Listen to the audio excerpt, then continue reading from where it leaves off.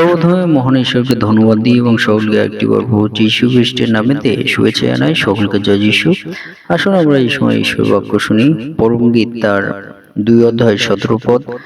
যাবৎ দিবস শীতল না হয় ও ছায়া সকল পলায়ন না করে, হে আমার প্রিয়, তাবৎ তুমি ফিরিয়া আইসো, আর মেঘের কিংবা হরিণ শাবকের সদৃশ বেথর পর্বতশ্রেণীর উপরে। ঈশ্বরের বাক্যে আমাদের প্রত্যেককে আশীর্বাদ যুক্ত করুন। আমেন। হে আমাদের স্বর্গীয় পিতা, আমাদের প্রেমময় ঈশ্বর, তোমার মহানামের ধন্যবাদ এবং গৌরব প্রশংসা দিই। প্রভু, আজকের এই দিনে তোমার যে বাক্য শোনার সুযোগ করে দিয়েছ, সে বাক্যের মধ্য দিয়ে তুমি শ্রোতা বক্তা উভয়ের জীবনে কথা বলো এবং সঙ্গে থাকো। আমাদের আত্মিক জীবন প্রভু বৃদ্ধিতে তুমি সহায়তা করো।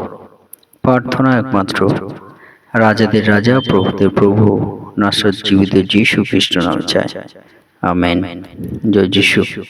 আজকে আমরা দেখি আমাদের পিতা ঈশ্বর তিনি আমাদেরকে বলছেন যে হরিণী শাবকের সদৃশ যেন আমরা হই।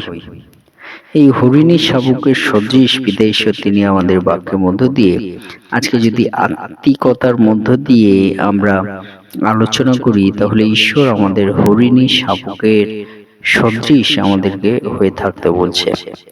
এই হরিণী শাবক বলতে পিতা ঈশ্বর তিনি আমাদেরকে কি বলতে চান? যে হরিণী শাবক বলতে পিতা ঈশ্বর তিনি বলতে চান যে হরিণীর যেমন তৃষ্ণা, জলের জন্য যে তৃষ্ণা, সেই তৃষ্ণা তো ভাবে আমরা যেন পিতা ঈশ্বরকে তৃষ্ণার্ত ভাবে আমরা যেন চাই আমাদের জীবনে। এই রকম বিষয় কিন্তু পিতা ঈশ্বর প্রথম বিষয়ে আমাদের বলতে চান।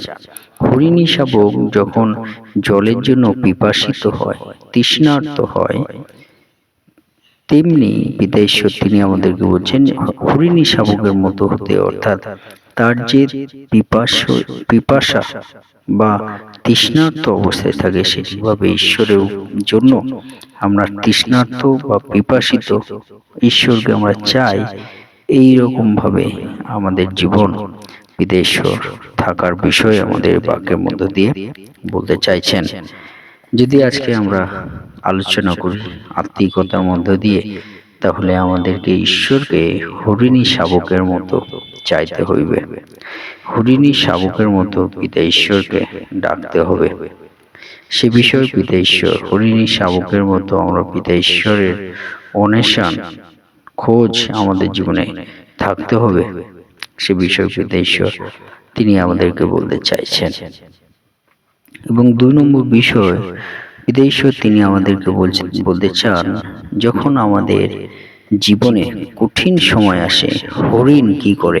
যখন হরিণকে বাঘ তাকে শিকার করতে আসে, সেইটা হরিণীর জন্য একটা পরীক্ষা বা একটা কঠিন সময়। সেই সময় হরিণী কি করে? তার যে পায়ের যে জোর, যে ক্ষমতা, সেই ক্ষমতার মধ্য দিয়ে সে কিন্তু সেই কঠিন পাথরের উপর বা কঠিন জায়গার উপর সে কিন্তু দৌড় দিতে থাকে। সেই ঠিকভাবে সে কিন্তু সেই কঠিন সময়ে হরিণী কি করছে? যে নিজেকে দৃঢ়ভাবে নিজেকে রক্ষা করে রাখছে।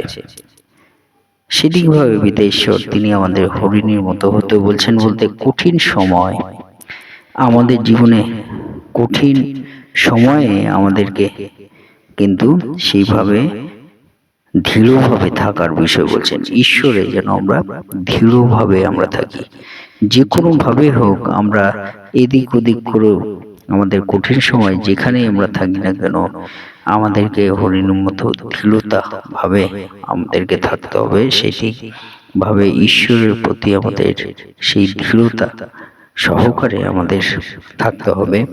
পিতা ঈশ্বর এই বিষয় কিন্তু আমাদেরকে বলতে চাইছেন। বিশেষ করে যদি আমরা আত্মিকতার বিষয় আমাদের জীবনে চিন্তা করি, তাহলে সেই বিষয় হিসেবে পিতা ঈশ্বর কি বলছেন যে কঠিন সময় এবং দুঃখের সময়, যন্ত্রণার সময়, পরীক্ষার সময় আমাদেরকে কিন্তু হরিণীর মতো আমাদেরকে দৃঢ়ভাবে আমাদেরকে থাকতে হবে, সমস্ত বাধা অতিক্রম পেরিয়ে আমাদেরকে চলতে হবে বিষয় বলতে চান। এবং 3 নম্বর বিষয় বিদেশ্বর, তিনি আমাদেরকে বলতে চান যে হরিণী যেমন তার যে আগামী সময় যে বিপদ, যে পাতা ফাঁদ, সেই ফাঁদ থেকে কিভাবে নিজেকে স্বাধীনভাবে চলতে হবে সেই বিষয় কিন্তু বিদেশ্বর এই হরিণীর মতো হওয়ার বিষয় আমাদের বলছেন।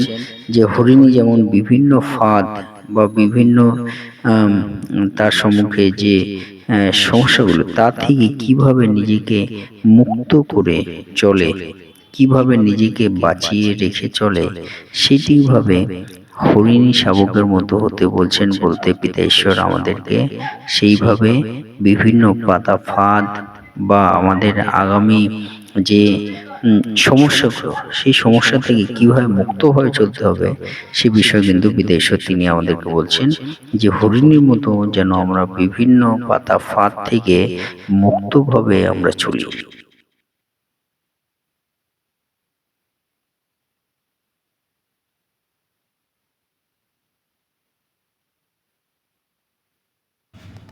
যে আমরা যেন হরিণীর মতো সেইভাবে আমরা চলি পিতা ঈশ্বর সে বিষয়ে আমাদের বলছেন। যে হরিণী যেমন বিভিন্ন সেই পাতা ফাঁদ বা বিভিন্ন যে আগামী যে সমস্যা, তা থেকে কীভাবে মুক্তভাবে স্বাধীনভাবে চলে, সেটিভাবে আমাদেরকেও সেইভাবে স্বাধীনভাবে চলার বিষয় পিতা ঈশ্বর তিনি আমাদেরকে বলছেন। এবং শেষে পিতা ঈশ্বর তিনি আমাদেরকে বলেন যে গৃহের প্রতি হরিণের যে একটা টান, সেই গৃহের প্রতি আমাদেরও, ঈশ্বরের গৃহের প্রতি আমাদেরও সেই টান আমাদেরকেও থাকতে হবে। এই বিষয় কিন্তু পিতা ঈশ্বর এই বাক্যের মধ্য দিয়ে তিনি আমাদের বলতে চান যে আমাদেরকে গৃহের প্রতি আমাদের একটা ইচ্ছা, আকাঙ্ক্ষা, একটা টান আমাদেরকে থাকতে হবে যে আমাদের গৃহে ফেরত আসতে হবে। সেটি কীভাবে? ঈশ্বর গৃহে আমাদেরকে ফেরত আসতে হবে। সেই বিষয় কিন্তু পিতা ঈশ্বর এই হরিণীর মতো আমাদের তার মতো সদৃশ হওয়ার মতো যেমন বলছেন, তেমনি হরিণী কী করতো, যে গৃহের প্রতি তার যে টান, সেটিভাবে আমাদের ঈশ্বরের গৃহের প্রতি সেই টান বা ইচ্ছা আমাদের থাকতে হবে। এই বিষয় পিতা ঈশ্বর কিন্তু আত্মিকতাভাবে তিনি আমাদেরকে বলতে চান। হালেলুয়া। আসুন আমরা এই সময় আমরা প্রভু প্রার্থনা করি। হে আমাদের স্বর্গস্থ পিতা, তোমার নাম পবিত্র বলে মান্য হোক। তোমার রাজ্য আসুক, তোমার ইচ্ছা যেমন স্বর্গে তেমন এই পৃথিবীতেও সিদ্ধ হোক।